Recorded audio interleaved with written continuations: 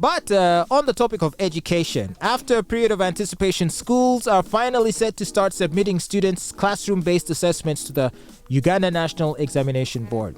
The UNEB Executive Secretary Dan Odongo confirmed this development, attributing the previous delay to the need for capacity building and the establishment of improved infrastructure for the recently revised lower secondary curriculum. According to Odongo, the board is still finalizing a few details, but they are now ready to begin receiving student scores in 2 weeks' time.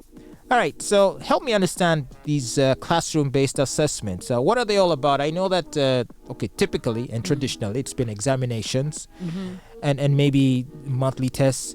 But these classroom-based assessments is what? They gauge your participation in everyday class activities? Every day they do what they call continuous assessments. Like every end of month, they sit for continuous assessments because in the revised lower secondary curriculum, they're not supposed to even do end-of-term exams. Of course, they are doing it because my son is undergoing this current curriculum, the new one. But now UNEB is saying that those assessments will contribute 20% of the final result when they sit for their senior 4, when that time comes. So if your child is in secondary school, they must be doing these assessments from senior 1 to senior 4. So in senior 4, the schools, when the students are registering, they're supposed to also submit marks from the past 4 years. So that alongside what they get in the final exams at UNEB determines what they get. Do you think it's ideal? Do you think it's better than how we have traditionally done it? I actually feel like 20% is so low. If I've been studying for 4 years, why isn't it even 50-50? Because you see, there are students who fail the final exams given different reasons. Maybe they lost a parent, they were going through a depression, or got sick last minute. And if they have their 50 assured from the 4 years, and then they sit and do the 50 at the end, you could find them passing rather than, because if you have 20 and then for some reasons you end up not faring so well, you may not get the 80 and still end up failing.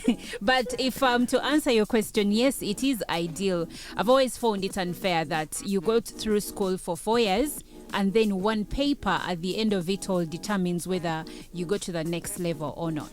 And yet you could have failed it for reasons ranging from you are not feeling well that day, or you are not able to revise sufficiently in the... Anything could have happened. Maybe you were sent home for school fees and it destabilized you. Because I remember when I was in senior 3, I had a friend who was in S4 and she cleared Hafiz that very morning before the paper. And by the time she came to enter the examination room, the invigilator told her she was 30 minutes late. According to UNEB, when your colleagues have sat, even if the paper has not yet started, but they have been in the examination room for over 30 minutes, you're not supposed to enter.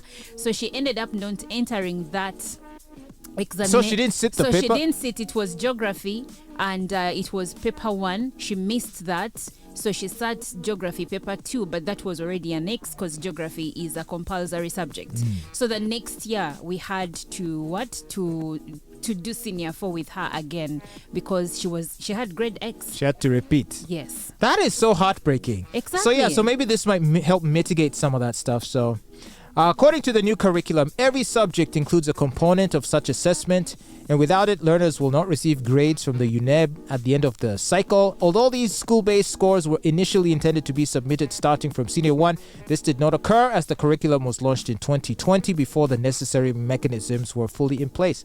Well, now that the mechanisms are in place, let's see if the rollout shall be successful and its implementation also, and will it make life easier and better for the students of Uganda?